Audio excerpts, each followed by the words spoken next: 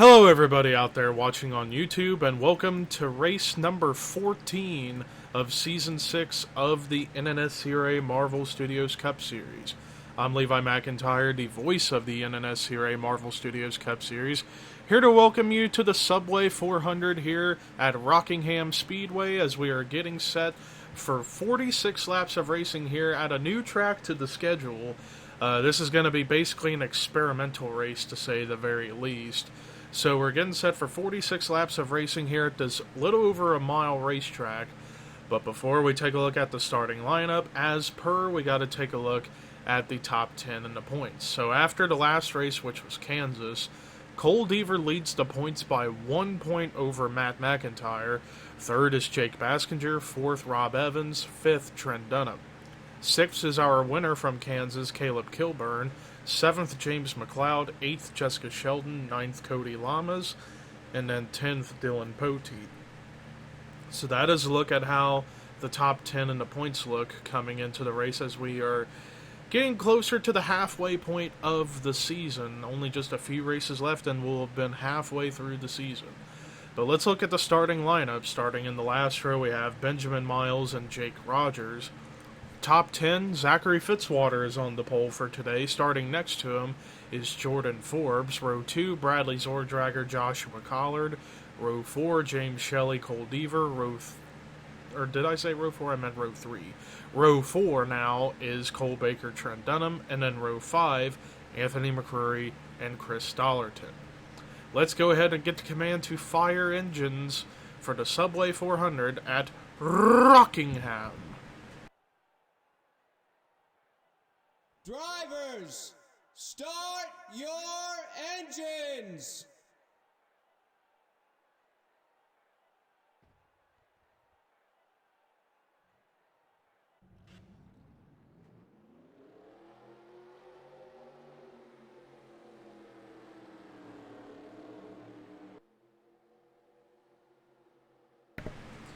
So the big thing with this race, because I decided to make this race a little more interesting and have it to where the pit frequency is set to 3 times, so we're going to be seeing pit strategy go on pretty much all race long, even if there's cautions for wrecks or not. But we'll see how everything turns out, as this is the first time ever in this series we have gone to Rockingham Speedway, and it's going to be fun to see what these drivers are going to do here at this racetrack, as the pace car just pulled into pit road, so you know what time it is.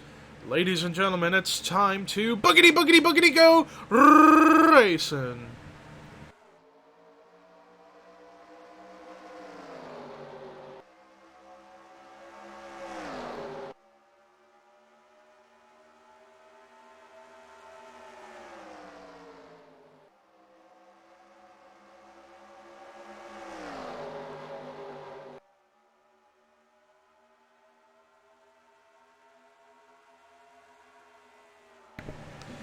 Bradley Zordrager actually got the pass on Zachary Fitzwater, though he gets a little bit loose off the corner back there. Side by side now with James Shelley, as Shelley's going to take advantage. But yeah, the speeds that we're seeing these cars go here at this racetrack, let's watch going into turn 1 here. Looks like about 173, and the slowest they come off is about 149, 148. So yeah, they're definitely having to play with the gas quite a bit, for sure. So yeah, definitely having to control your timing on the throttle to really try and make corners. So right now, Shelley leads, and his teammate Anthony McCrory, who started in 9th, already up here to 2nd, and now maybe going to go for the race lead. But he couldn't quite get that run on the bottom like he wanted it, so he's going to right now... Well, now he's right there to the side of the 71. Close at the line, but it was still Shelley who led the lap. McCrory's still trying to work the bottom, but I think he's now going to be able to get the lead. And he does take the lead from James Shelley, but also here comes Logan Bradley. Now, Logan Bradley has started to move up just a touch in the standings. After Kansas, he moved up to 36th in the point standings, so he's still got a long long road to try and get up higher in the point standings. But right now he's making the best of a bad situation in points by right now trying to challenge for the race lead. So far this race has been a lot more competitive than I thought it was going to be. Even though the field's starting to spread out just a little bit, we're still seeing some competition up here at the front as now Logan Bradley takes the race lead, but we got new contenders up here towards the front. Jonathan Zorline in the 41, and speaking of Jonathan Zorline, next season he will return to the 41 car in that same exact scheme, which is the Oreo Ritz car. So he's actually going to be the only driver next season to have their paint scheme pretty much intact, as everyone else is going to be running different paint schemes. Is Tim Fiegel already into pit road? I think he might have gotten into the wall, maybe contact with Johnny Gardner, as Gardner appears to be very slow on the racetrack and about to get lapped. I don't think that was meant to be a pit stop for the 15 of Tim Fiegel. I honestly think maybe he got into it with Gardner here, as Gardner is almost a lap down, as he's just about 10 car lengths ahead of the 90 of Logan Bradley. And it looked like Jonathan Zorline had a run to the inside of Logan Bradley, but ended up laying off the gas a little bit. Actually, there's numerous cars that are now lapped. Actually, Johnny Gardner's already a lap down and is on the verge of going 2 laps down. Sounds like there must have been something that happened. Let's actually look at those other cars who are lapped, Carson Gum being one of them. Let's see where he is on the racetrack. There he is back out on the racetrack, but I don't see any damage on the race car. What about Tim Fiegel in the 15? No damage for the 15, and then Gardner, I didn't see any damage. Oh. There's Gardner in the 9, but yeah, I don't see damage on that race car. Meanwhile, we got a new race leader. Jonathan Zorline has managed to get around the 90 of Logan Bradley, but he's got a new contender hot on his tail, Dylan Jacobs, the defending series champion. Though he has the multi-lap down machine of Tim Fiegel all up on his grill. Now, Dylan Jacobs comes into this race 32nd in points. He's had some good runs, but for the most part, he's just been caught up in other people's messes. And this has not been the best start to the season for the defending series champion, trying to go for 2 in a row. Meanwhile, Zorline now actually has a bit of a big lead now over the 78, and also has that 15 of Tim Fiegel as a pick between himself and second. And speaking of second, Logan Bradley gonna go by Dylan Jacobs for position, and this is actually helping for a couple of other cars to kind of start reeling up here. Chris Dollerton being one of them, currently in that 4th position, and then you got James McLeod kind of lurking in there just a little bit. Tim Fiegel actually trying to get one of his 2 laps back, actually gets by the 41 of Zorline. I think that should put him back to just 1 lap down. So yeah, I'm not sure if maybe that could have been pit strategy on the part of the 9, the 15, and the 19. I don't know if it's going to work out for them or not, but we'll see how things play out, as actually Fiegel is pulling away from the 41, and yes, he is back to being 1 lap down according to the scoring up there on the top left of your screen.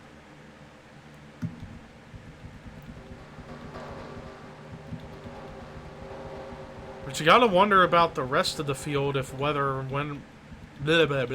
You gotta wonder about the rest of the field, about when they're going to come into pit road, because we're about 5, 6 laps away from the halfway point of this race. Although it sounds like Zorline's coming in, so yeah, these cars are going to have to pit every 18 to 20 laps, so it's definitely going to be interesting to see who is going to be able to get to the race lead as a result of all this strategy. But the race lead now gets handed over to Matt McIntyre, who comes in second in points. Yeah, second in points, 1 point behind Cole Deaver. And now he's electing to come in. Same with the rest of the field. Let's see if anybody decides to stay out. Doesn't look like it. Looks like two separate groups decide to come into the pits. And it looks like everybody's going to go with 4 tires and fuel. And it looks like, yes, it's going to be Zorline who gets out first. Then Bradley, Logan Bradley, that is. Then Jacobs, Dollarton, McLeod, basically the top 5 from what we had earlier. As everyone else is on pit road trying to get their pit stops completed. And the first one out of this group of cars might have been, I want to say Anthony McCrory, but I'm not entirely sure about that.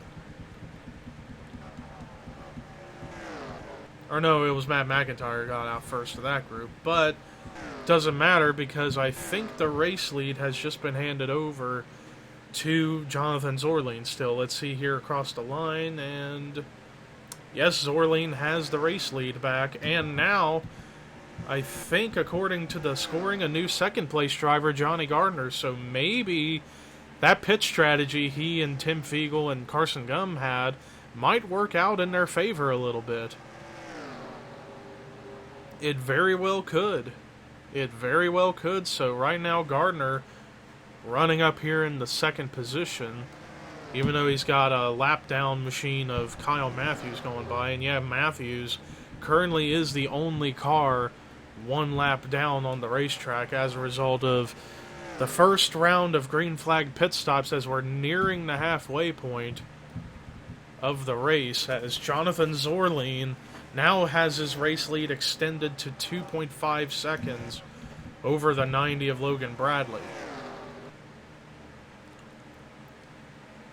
And actually, Gardner's losing ground as he's starting to slip back.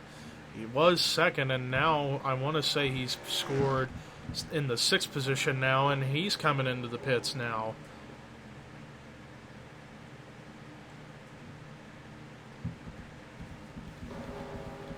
What about Fiegel and Carson? What about those guys? And I don't see them anywhere. Well, I see Fiegel right there. And then Carson I haven't seen in a little while. Where is he on track? There he is. He's on the pit road too. But anyways, now that we're past the halfway point of the race, let's actually take a look at the running order right now as things stand currently. Jonathan Zorline is your race leader. Second is Logan Bradley. Third is Chris Dollarton. Fourth, James McLeod. Fifth, Dylan Jacobs.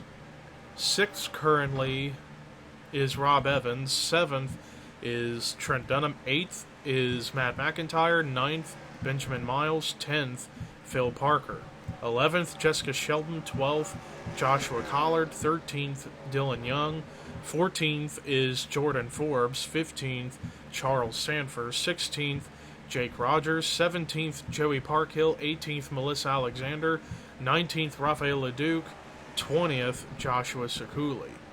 21st is Dylan Pote. 22nd, Bradley Zordrager. 23rd, Anthony McCrory. 24th, Cody Lamas. 25th, Caleb Kilburn. 26th is Zachary Fitzwater. 27th, and actually with damage, is DJ Curtis. 29th is Jake Baskinger. 30th,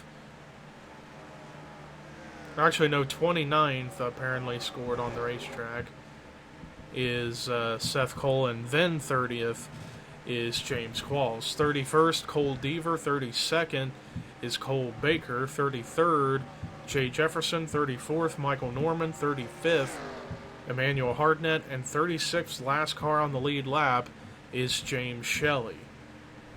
And then, of course, Kyle Matthews, Johnny Gardner, Tim Fiegel, and Carson Gummer are a lap or more down on the racetrack. But Gardner, he's slowly catching up to the 41 of Zorleen. But actually, speaking of Zorleen's race lead, it's starting to kind of shrink a little bit. He was leading by about 3 seconds, now less than 2 seconds, as a couple of cars seem to be able to run faster lap times now.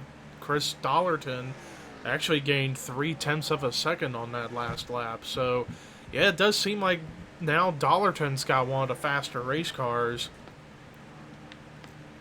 on track right now. And look at Johnny Gardner. He is really caught. It seems like those tires really make the difference, as he's about to perhaps go by the 41, as the 41 actually lost 0.2 of a second off of that lead that he had over Dollerton. And now, because of the fact that Gardner just went by and raced him for it, that's going to help Dollerton reel in the 41 even quicker.